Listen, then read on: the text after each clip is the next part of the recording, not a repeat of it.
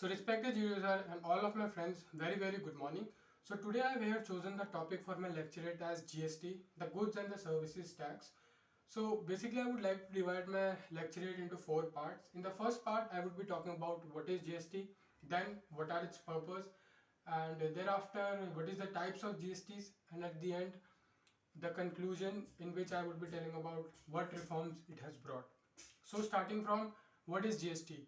So as I told, it is the goods and services tax, which says that in the Indian boundary, every states and the union territories have to pay one tax which is known as GST, which includes every goods and services except the alcohol and petroleum product at the rate of 18%, which is also bifurcated into two parts, which is brought 9% of the share is brought by is taken by the central government and other by the state government or the union territories.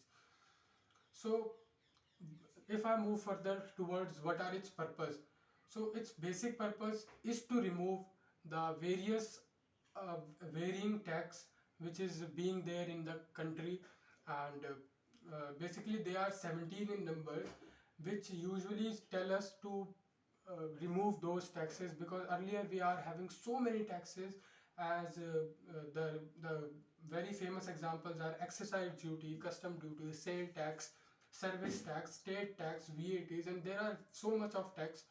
But now the government has taken a very big step, and it is the GST which is came into existence, and now all the inclusion of those sorts of tax are in the GST now.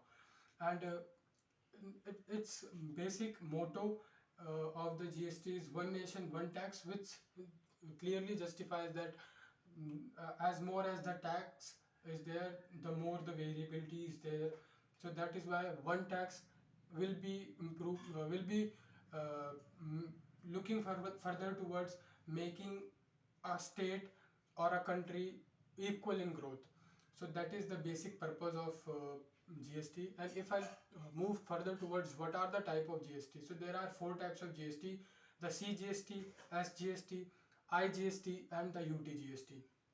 So basically, CGST is central acquired GST, and then the SGST is the share which is taken by central government. Similarly, the UTGST, which is taken by the union territories, and the IGST, which is stands for Integrated Goods and Services Tax. It is a bit different, and it is also known by a name of Destination GST.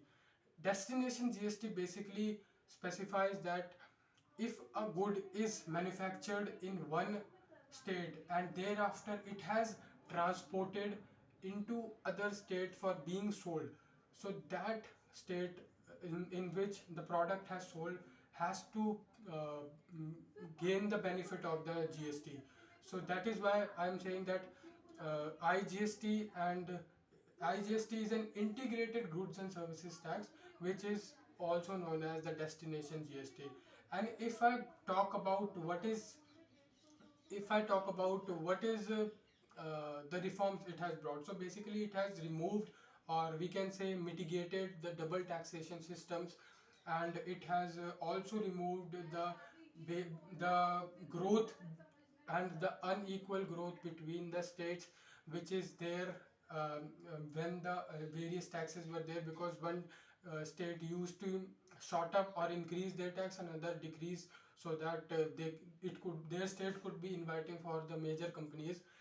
And thereafter it has removed various other systems like the filing problems of various taxes. It has also removed that, and at the end I would say that government need to focus on including as much as possible products, because it would be beneficial for the customers or the buyers or the citizens to be handle all the such things, because recently we are seeing petroleum products is very invariable in all the state. The prices are very invariable, so if we put them under a GST, then there will be no issues of other prices, and there will be a one price of petroleum in every state or in every union territory. Thank you very much. Jai Hind.